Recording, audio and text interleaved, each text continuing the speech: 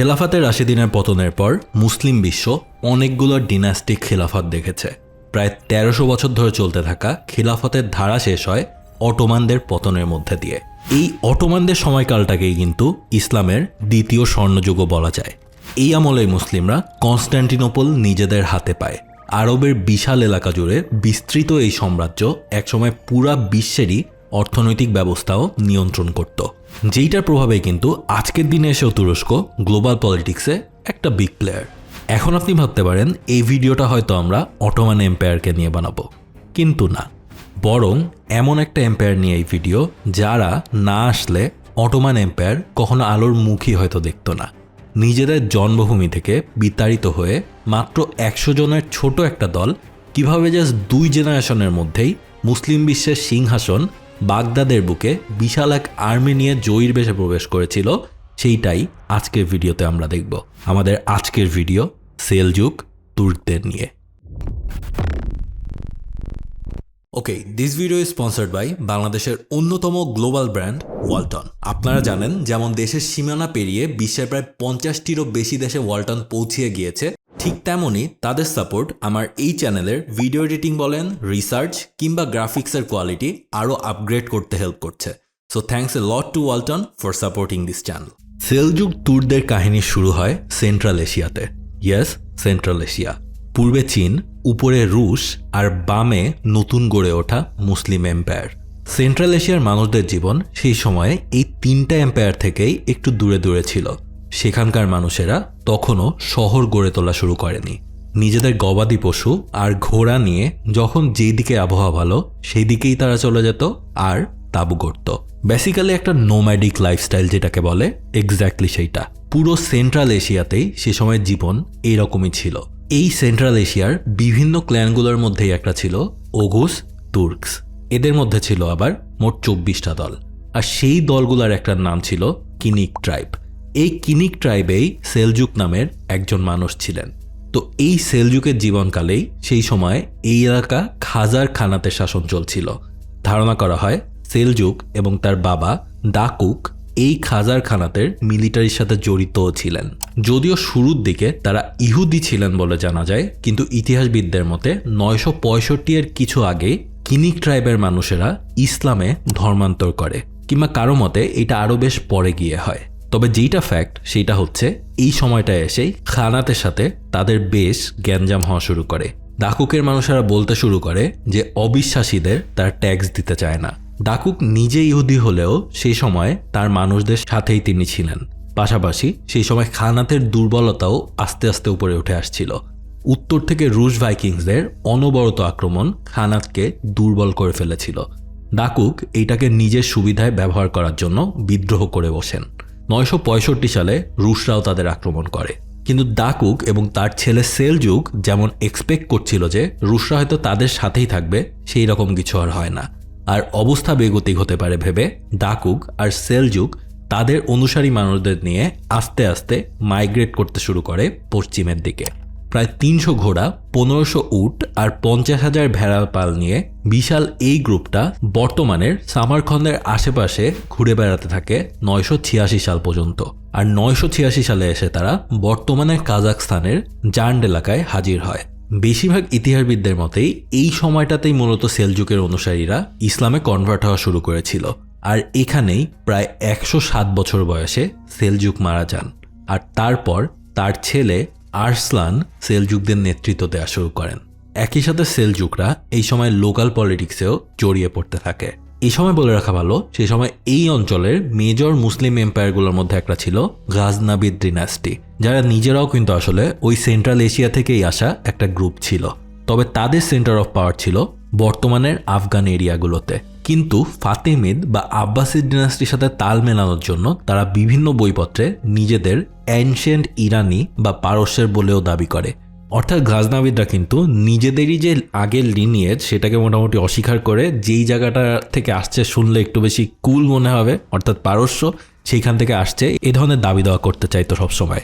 কিন্তু এইখানেই সেলজুক তুর্করা ছিল পুরোপুরি আলাদা। তারা নিজেদের অতীতকে একদম গায়ে ছাপ লাগিয়ে বেড়ানো টাইপের মানুষ ছিল। তারা যেখানেই যাক না কেন তারা সবসময় নিজেদের কালচার ধরে রেখেছিল। কিন্তু তাদের মধ্যেও একটা গ্রুপ দাঁড়ানো শুরু করলো, যারাও নিজেদের পারস্য বলে পরিচয় দিতে শুরু করে। যদিও এই পার্থক্যটা অতটা মুখ্য হয়ে আসলে দাঁড়ায় না, কিন্তু সেই সময়ে ইতিহাসে আমরা যেটাকে সেলজুক এম্পায়ার বলি সেইটা আসলে একটু ভুল। কারণ সেলজুক এম্পায়ার একটা জিনিস আর সেলজুক সালতানাত আর একটা জিনিস। সালতানাত অফ রুম বা সেলজুক সালতানাত ছিল ওই ইরাকীয় বলে দাবি করাদের হাতে গড়ে তোলা অ্যানাতোলিয়া বা বর্তমানে তুরস্ক থেকে একটু বেশি এলাকা জুড়ে টিকে থাকা একটা শাসন। সেইটাতে আমরা একটু পরে যাই, আপাতত এই ট্রাইবটার কাহিনীতেই আমরা থাকি। সেলজুকরা এরপর প্রায় 20 থেকে 25 বছর মিলিশিয়ার মতো পুরো আফগানিস্তান, ইরান আর ইরাকের রিজিয়নে দাপিয়ে বেরিয়েছিল। তাদের ঘোড়ার পিঠে চড়ে তীর মারার টেকনিক ছিল সেই সময় হিসাবে মিডল ইস্ট আর সেন্ট্রাল এশিয়ায় একটা যুগান্তকারী ব্যাপার। অ্যাম্বুশ আর ফ্ল্যাঙ্কিংয়ে তাদের গতি ছিল আনম্যাচড। আর সেই সময়ে গাজনাবিদদের সাথে কারাখানায়দের ব্যাপক মারামারি চলছিল। এই কারাখানিরা আবার সেলজুকরা সেন্ট্রাল এশিয়ার যেই গ্রুপ থেকে বের হয়ে এসেছিল সেই সেম গ্রুপেরই মানুষ ছিল। সো সেলজুকদের তারা রাইভাল হিসেবেই দেখত। সেলজুকরা গাজনাবিদদের সাথে এক হয়ে এদের সাথে বিভিন্ন যুদ্ধেই লেগে পড়েছে। কিন্তু 1021 সালে কারাখানিদ প্রিন্স আলী তেগিন বুগরা খান যখন উজবেকিস্তানের বুখারা অঞ্চল দখল করে নেন, তখন সেলজুকরা বোঝে যে এদের সাথে খাতির করলে আসলে তাদের লাভই বেশি। সো তারা সেটাই করে। সেই সময় সেলজুকদের লিডার অর্থাৎ সেলজুক যার নাম বলছি তার ছেলে আরসলান আর বুগরা খান মিলে সেই সময়ে ট্রান্স অক্সেনিয়ার ক্যাপিটাল সিটির কন্ট্রোল ধরে রাখে। আরসলানের সাথের মানুষেরা এই অ্যারেঞ্জমেন্ট থেকে প্রচুর সুবিধাও পায়। কিন্তু বলা হয় যে আরসলান তার ক্ল্যানের অন্যান্য মেম্বারদের এই শহরে প্রবেশ করতে বিভিন্নভাবে বাধা দিতে থাকে। আর এই বাধা পাওয়া মানুষদের মধ্যেই ছিল দুই ভাই, তুগরিল বেগ আর চাংরি বেগ। তাদেরকে কারাকরুম মরুভূমির রুক্ষ এলাকায় রাখা হয়। 1025-এ গাজনাবিদ সুলতান মাহমুদ গাজনি আর কারাখানিদের এক নেতা কাদির খান মিলে বুগরা খানকে বুখরা থেকে বের করে দেন। আরসলামও বাধ্য হয় পশ্চিমে পালিয়ে যেতে। আর এই পালানোর সময় সুলতান মাহমুদ তাকে গ্রেফতার করে তাকে ভারতবর্ষে পাঠিয়ে দেয়। কালিঞ্জির দুর্গে তাকে আটকে রাখা হয়। ইয়েস, সেলজুক এম্পায়ারের একদম শুরুর দিকের লিডারদের মধ্যেই একজন আমাদের এই সাবকন্টিনেন্টেই জেল খেটেছিল বলা যায়। এই সময়ের মধ্যেই আগের যেই দুই ভাইয়ের কথা বললাম তারাও বাধ্য হয়ে নতুন থাকার জায়গা খুঁজতে থাকে। আর সেইটা খুঁজতে খুঁজতেই তারা হাজির হয় ফারাজমে, যেইটা বর্তমানের উজবেকিস্তান, কাজাখস্তান আর তুর্কমেনিস্তানের এলাকা নিয়ে গঠিত। সেই সময় এই এলাকার গভর্নর ছিল হারুন ইবনে আল তুনতাস হাজিব, যিনিও কিন্তু গাজনাবিদদের পছন্দ করতেন না। তারও প্ল্যান ছিল যদি কোনোভাবে এদেরকে ইউজ করে গাজনাবিদদের হারানো যায় তাহলে তো ভালোই হয়, কিন্তু তাদেরকে জায়গা দেয়া আসলে তার জন্য একটা বড় বিপদই ডেকে আনে।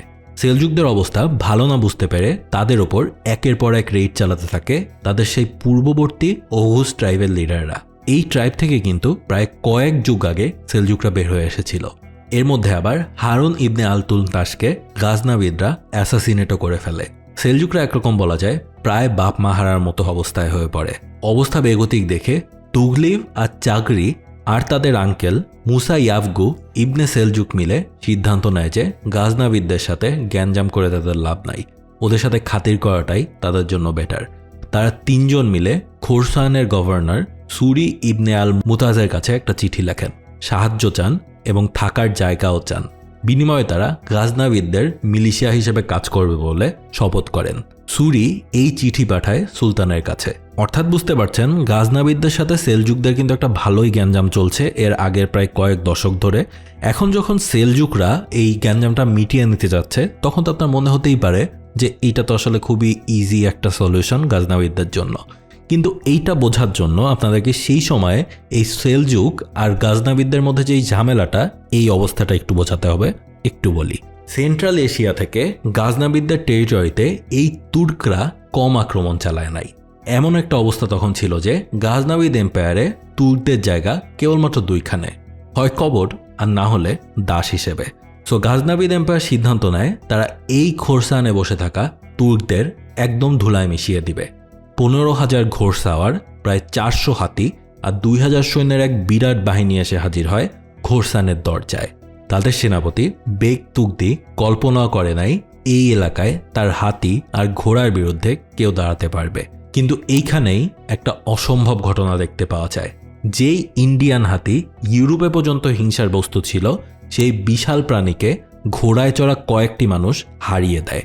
আর এই সময় এসেই গাজনাভিদ এম্পায়ার বুঝতে পারে তাদের ট্যাকটিসে সমস্যা আছে। প্রচণ্ড গতির সেলজুক আর্মির সাথে এই হাতি দিয়ে যুদ্ধ করে কোনো লাভ নাই। তাদের ক্যাভেলরি চার্জ করার আগেই সেলজুক ক্যাভেলরি তীর ছুঁড়ে মারছে তাদের। তারা দেখতেও পাচ্ছে না কখন আক্রমণ আসছে। ইতিহাসবিদ আবু ফাদেল বাই হাকি তার বই তারিকি মাসুদিতে বলেন, এই একটা যুদ্ধই খোরসানে তুগরিল বেগ আর চাগরি বেগের জায়গা বানিয়ে দিয়েছিল। এরপর 1037 থেকে 38-এর মধ্যে সেলজুকরা দিহিস্তান, ফারাওয়া আর মেরভের বিভিন্ন এলাকায় আস্তে আস্তে দখল নিতে থাকে।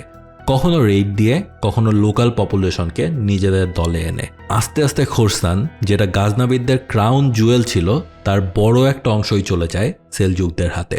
1038-এ গাজনাভিদরা আরও একবার আর্মি পাঠায় সেলজুকদের আটকানোর জন্য, কিন্তু ততদিনে সেলজুকরা ওজনে বেশ বড় আর্মি গঠন করে ফেলেছে। ওয়ার্ল্ড ক্লাস ইনোভেশন নিয়ে ওয়ালটন এখন দেশের সীমানা পেরিয়ে পৌঁছে গিয়েছে 50টিরও বেশি দেশে। ওয়ালটন, ঘরে ঘরে, বিশ্বজুড়ে। পাশাপাশি সেই সময় চীনের লিয়াও এম্পায়ারের পতনের কারণে অনেকেই পালিয়ে আসছিল এদিকে।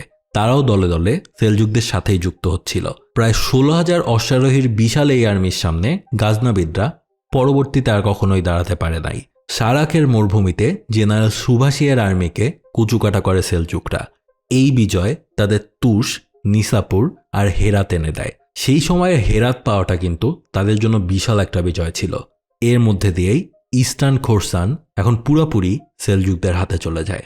সেই সময় গাজনাভিদদের সুলতান মাসুদ দ্য ফার্স্ট প্ল্যান করেছিলেন পূর্বে ইন্ডিয়া আর পশ্চিমে পারস্যে তার এম্পায়ার বিস্তৃত করার, কিন্তু সেলজুকরা আস্তে আস্তে তার মাথা ব্যথার মেইন কারণ হয়ে যায়। নিশাপুর আর হেরাত চলে যাওয়ার পর তিনি প্রায় সব বাদ দিয়ে নিজেই তার মিলিটারি দায়িত্ব হাতে তুলে নেন। তার পুরো এম্পায়ার থেকে প্রায় 50,000-এর উপরের সৈন্য, হাতি আর ঘোড়া জড়ো করেন। অনেকের মতে এই ফোর্স 1 লাখের ওপর চলে গিয়েছিল প্রায় সব মিলিয়ে। পুরো গাজনাভিদ এম্পায়ারের সর্বোচ্চ শক্তি একসাথে করে 1040-এর জানুয়ারিতে হেরাত হয়ে মেরেভের উদ্দেশ্যে রওনা দেন সুলতান মাসুদ। কিন্তু সম্ভবত তিনি ভুলে গিয়েছিলেন সেই সময় খোরসানে শীতকাল চলছে। প্রবল ঠান্ডা আর তুষারপাতের মধ্যে পাহাড়ি খোরসান পার করাটাই এই বিশাল বাহিনীর জন্য অসম্ভবের কাছাকাছি ছিল। আর হাতি প্রাণীটার অনেক শক্তি থাকতেই পারে, কিন্তু প্রচণ্ড ঠান্ডায় মাথা ঠান্ডা রাখার মতো প্রাণী এইটা না। এই হাতিগুলো ম্যানেজ করতে করতে, তাদের খাবার জোগাড় করতে করতে মাসুদ বাহিনীর অবস্থা আরও খারাপ হয়ে যাচ্ছিল। আর এই দিকে সেলজুকরা জাস্ট বসে বসে তাদের তামাশা দেখছিল। এভাবেই অনেক কাহিনী করার পর তারা অবশেষে মেরভে এসে হাজির হন। সেই সময় সুলতানের ফোর্সের একটা বড় অংশ ছিল তুর্কিশ মামলুক ক্যাভেলরি, বা একটু আগে যেটা বললাম তাদেরকে দাস হিসেবে রাখা হতো। এই দাসদের ক্যাভেলরিটা তাদেরকে সাপোর্ট দেওয়ার জন্য ছিল ডায়লামাইট ইনফ্যান্ট্রি আর পাঞ্জাবের এলিফ্যান্ট রেজিমেন্ট। এর পাশাপাশি কুর্দিশ, আরব, পার্সিয়ান হেভি আর্মড ট্রুপসও তাদের কাছে ছিল।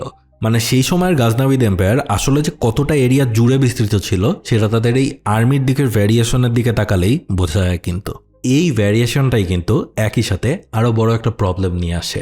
হেড টু হেড ফাইটে এই আর্মিকে হারানো প্রায় অসম্ভব, কিন্তু যুদ্ধ একটু জটিল হয়ে পড়লেই পুরো আর্মি সিস্টেমই ভেঙে পড়বে, কারণ কেউই কারো ভাষা বোঝে না। প্লাস মামলুক আর পারস্যের ফোর্সের মধ্যে জাতিগত বিদ্বেষও ছিল। এদিকে সেলজুকরা স্কর্চ আর্ট পলিসি ফলো করা শুরু করে। সবগুলো কুয়োতে তারা বিষ দিয়ে গিয়েছিল। ঠান্ডায় বিশাল চড়াই উতরাই পার করে আসা বিশাল এই আর্মি এবার প্রবল খাবার সংকটে পড়ে যায়। এদিকে সেলজুকরা মেরভ থেকে চোরাগুপ্তা হামলা শুরু করে দেয়। পাশাপাশি তারা গাজনাভিদ ক্যাম্পেও কথা ছড়িয়ে দেয় যে মামলুক তুর্করা ওদের ছেড়ে দিয়ে সেলজুকদের সাথে জয়েন করেছে এবং যুদ্ধের সময় তারা উল্টো তাদের ওপর আক্রমণ করবে। এইটা জাতিগত বিদ্বেষ আরও বাড়িয়ে দেয় সুলতানের আর্মিতে। মানে তুর্কদের মধ্যে যারা আসলে গাজনাভিদ আর্মিতে ছিল আসলে দাস হিসেবে, তাদেরকে এবার বলা হচ্ছে যে তারা নাকি আসলে সেলজুকদের সাথে গিয়ে যোগ দিয়েছে।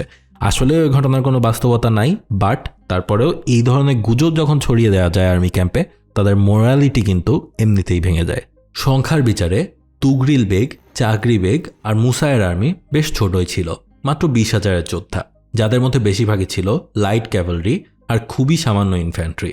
এইবার আসি মেইন যুদ্ধে। সুলতানের আর্মি মুরগাব নদীর তীরে ঘাঁটি গড়ে তোলে।